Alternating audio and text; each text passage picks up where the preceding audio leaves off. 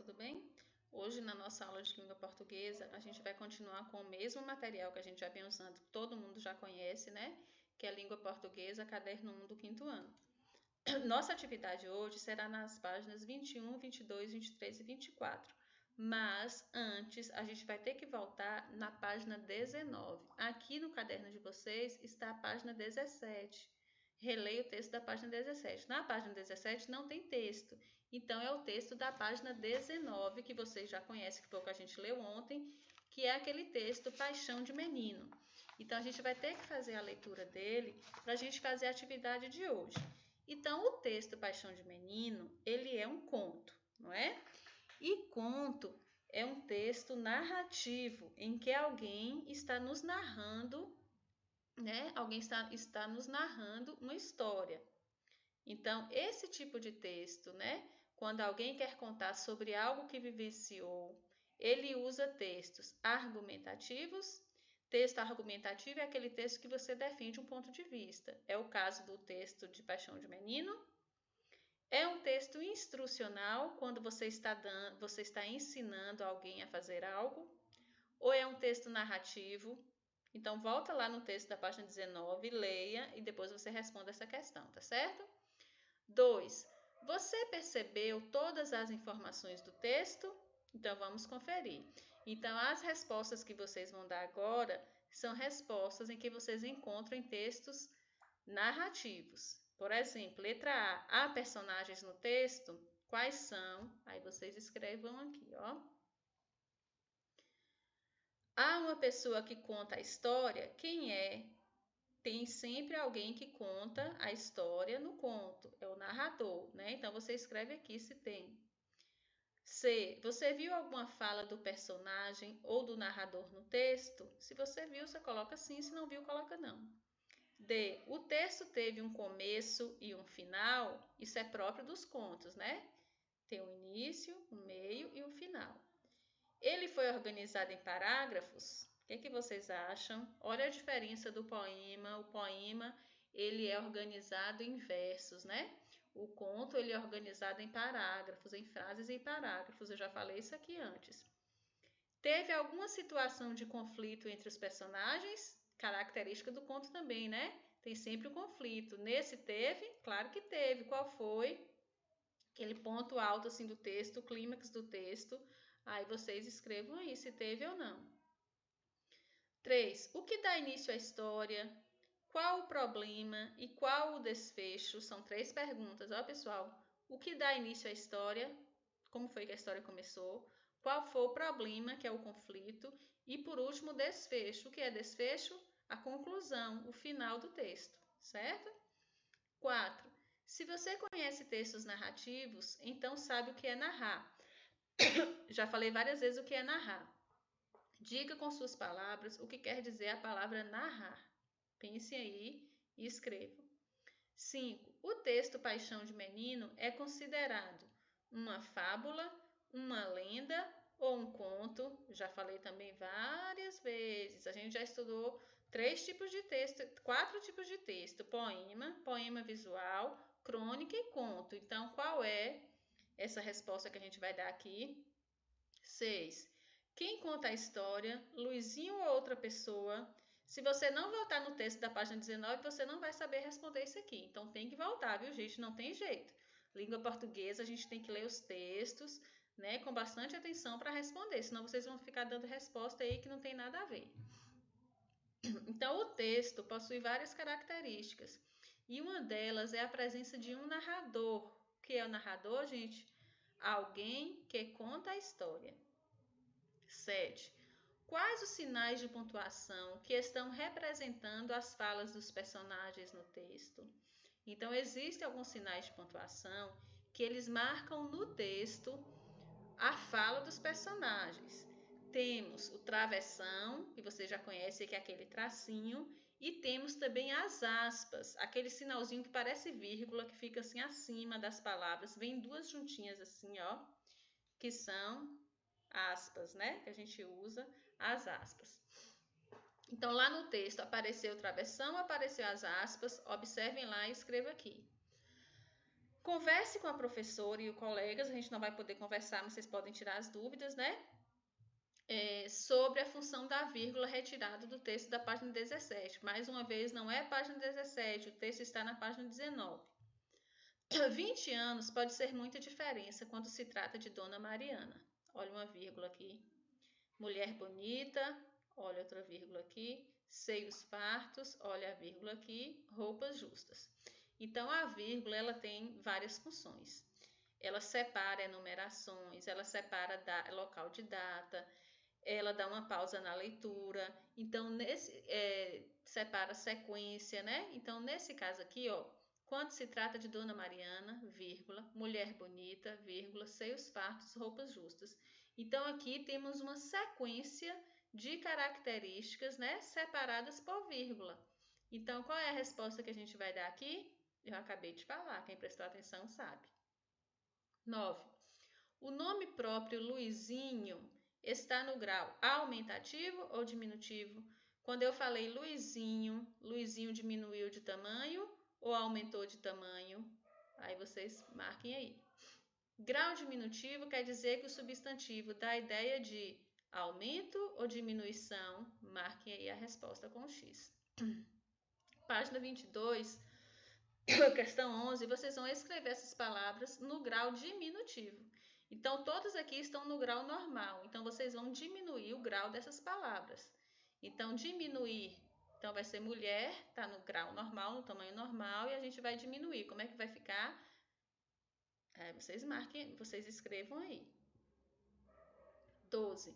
Indique com N as palavras que estiverem no grau normal, A se estiverem no aumentativo e D se aparecerem no diminutivo. Então, Mariana está no grau normal, está no aumentativo ou está no diminutivo? Brincadeirinha está no tamanho normal, no tamanho aumentativo, no tamanho diminutivo. Isso é marcar as letras, ou N, ou A, ou D, tá certo?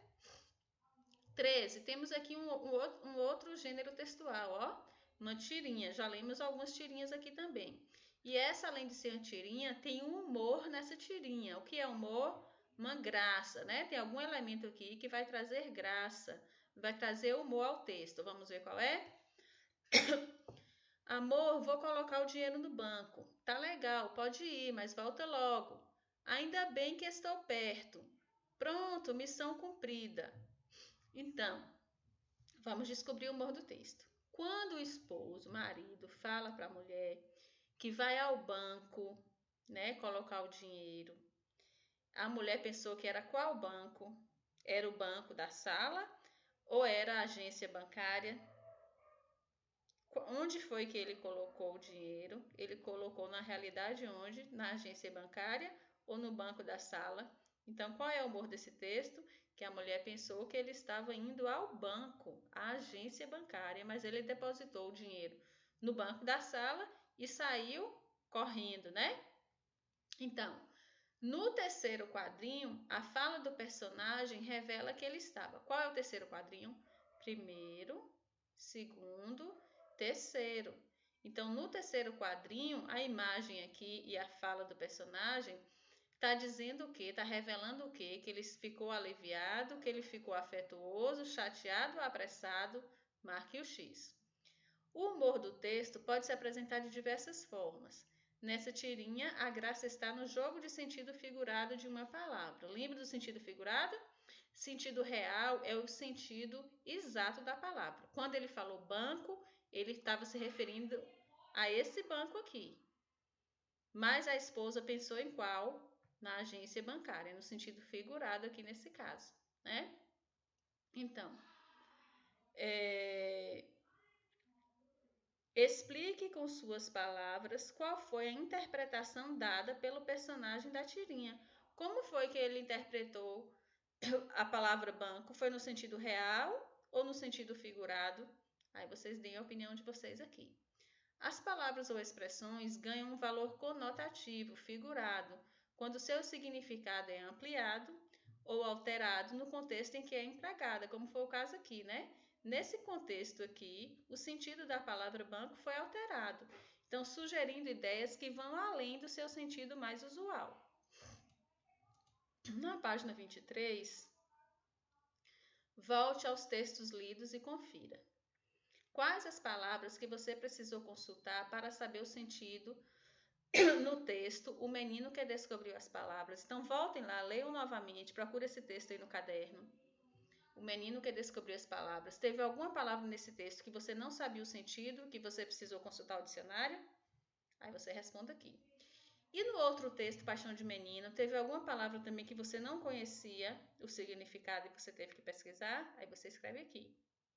Sempre que a gente vai ler um texto que a gente não sabe o significado da palavra, e essa falta de não saber, né, o significado da palavra nos impede de compreender o texto, então a gente tem que buscar o significado no dicionário, tá certo, gente? Para qualquer tipo de texto que vocês estiverem lendo, ou da escola, ou outro texto, sempre tem que procurar o dicionário. Aí às vezes alguém fala assim: ah, tia, mas eu não tenho dicionário. Mas tem internet, e aí só é procurar na internet, no Google, o significado da palavra que vocês querem, tá certo? Atenção! Os textos são diferentes. Um é poema e o outro é um conto. A gente está falando de dois textos aqui. O Menino que Descobriu as Palavras, que é um poema, né? E Paixão de Menino, que é um conto. 3. Qual texto tem o objetivo de narrar algum fato? Qual dos dois textos narra uma história? É Paixão de Menino ou é o menino que descobriu as palavras? Voltem lá para ler e depois vocês escrevam aqui. Qual texto que tem o objetivo de mostrar algo sensível e de forma criativa? Quem é que faz isso? É poema ou é conto? Então, qual é desses dois textos aqui, ó, Paixão de Menino ou o menino que descobriu as palavras? Escrevam a resposta correta. 5. Veja novamente as atividades já realizadas nas atividades anteriores e anote no quadro que você aprendeu sobre as características de texto.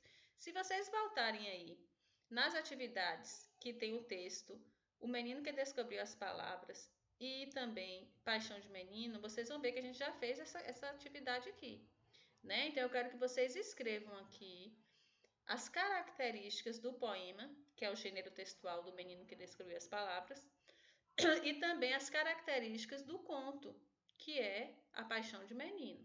Então, voltem aí nas atividades anteriores que vocês vão encontrar. 6. Complete com as informações dos dois textos e vejam em que eles são parecidos. Letra A. Se você pegar aí os dois textos, O Menino que Descobriu as Palavras e Paixão de Menino, vocês vão perceber se os dois são escritos em versos. Aí você coloca aqui sim ou não. Os dois são feitos com parágrafos. Aí você coloca aí a resposta. Os dois possuem personagens. Os dois textos possuem estrofes. Então, os dois textos são gêneros diferentes, né? Então, eles não podem ter essas mesmas características aqui. Eles podem ter até alguma coisa parecida, mas as mesmas características não. 7. Identifique com mais clareza as principais características de cada texto. Escreva aqui as características, né, desse texto aqui, né, que é um conto, e as que é um poema, e as características de Paixão de Menino, que é um conto. Aí vocês escrevam aqui a mesma coisa aqui, ó, gente, é a mesma resposta. Então só é prestar atenção aí. 8. Os dois textos têm algo em comum. Pode-se afirmar que isso se dá através. Então, apesar deles pertencerem a gêneros textuais diferentes, eles têm algo em comum. O que é? Aí você marca aqui o X, tá certo? Muitos textos são escritos de maneiras diferentes, dependendo da intenção de quem escreveu. Cada texto tem sua estrutura e suas características, como o conto e o poema. Então, se vocês assistirem os vídeos aí mais antigos e prestarem atenção no caderno, quem fez as atividades e corrigiu, vocês vão perceber aí que as características são realmente diferentes. Na página 24, pessoal, nós vamos falar de algumas letras do nosso alfabeto que elas têm som de outras. Não sei se vocês já observaram. Por exemplo, tem várias letras que representam o som de S. Tem também algumas que representam o som de K e outras que representam o som de CH. Então, nessa primeira coluna, as letras que vocês vão completar aqui, elas têm o som de S, pode não ser escrita com S, mas ela tem um som de S. Nessas aqui, as palavras elas não estão escritas com K, mas a letra que a gente vai usar para completar vai ter o som de K. E aqui também, essas palavras elas não são escritas com CH, mas o som das letras que nós vamos usar para completar tem o som de CH. Então, descubram aí qual é a letra ou as letras que vocês vão completar essas palavras, tá certo? Depois que você fez essa aqui, você vai dizer quais letras você utilizou para representar os sons abaixo. Por exemplo, o som de S, você completou com que aqui? Por exemplo, é esquina. A esquina vai ser com S, né? Mas, por exemplo, calçada. Calçada não é com S, é com que letra? Passageiro. Passageiro não é só com um S. Seguiu, né? Tudo bem, com S. Aproximou. Tem o som de S, mas não é S. Bosque. Bosque, quando a gente fala bosque, tem o som de K, né? Mas ela não é escrita com K, né? Ficou. Ficou tem som de K, mas ela não é escrita com K. Ela é escrita com qual palavra? Com qual letra? Desculpa. Aí vocês vão e completem aqui. Pinte as palavras em que a letra destacada representa o som S. Vocês podem olhar aí que tem, aqui no slide não deu para destacar bem, mas no caderno de vocês, as letras destacadas, elas estão em negrito, né? Elas estão mais escuras. Então, por exemplo, Luizinho aqui é o S, flechado é o CH, né? Cada palavra aqui, ó, ela tem uma letra em destaque. Então, você vai pintar quais dessas palavras tem a letra destacada com o som de S. Por exemplo, Luizinho. Esse S tem som de S? Luizinho. Não, o zinho tem som de Z, né? Então, não pinta. Apaixonada. O X tem som de S? Nesse caso aqui, não, né? Outra aqui, casar. Esse S tem som de S? Não. Casar, o S tem som de Z. Agora, endereço. Esse C cedilha tem som de S? Endereço tem, né? Então, endereço você vai pintar. Então, você só pode pintar as palavras em que a letra destacada tem o som de S, tá certo? Leia as palavras, observe o som das letras destacadas e responda o que se pede. Então, temos aqui casar. Casar, a letra destacada é o C, né? Quem, o destaque aqui é QU. Coração é o C. Quer, QU. Carrega o C e esquina QU. O som representado pelas letras destacadas é, quando eu falo casar, quem, coração, quer, carrega, esquina, essas letras destacadas, elas têm o som de uma letra só. Que letra é essa? Você escreve aqui. Para representar esse som antes das vogais A e O, escreve-se com que letra? Para representar o som do K, a gente escreve com que letra? Aí você marca aqui. E para representar esse som antes do E e do I, como é o caso aqui, ó, com que letra é que a gente escreve? E para representar esse som antes do E e do I, escrevam duas letras que são. Quais são as duas letras que a gente usa aqui, ó, antes do E e do I? Aí vocês escrevam aqui. E a última questão, vocês vão escrever o diminutivo das palavras. De novo, né? Já fizemos uma questão dessa, vamos fazer outra. Que é escrever as palavras no diminutivo, tá certo? Então, pessoal, qualquer dúvida, né? Como sempre, é só chamar. Faça as atividades com capricho, leia os enunciados e também leia os textos com bastante atenção, tá certo? E qualquer dúvida é só chamar. Beijos da Pro Elisângela e até a próxima aula.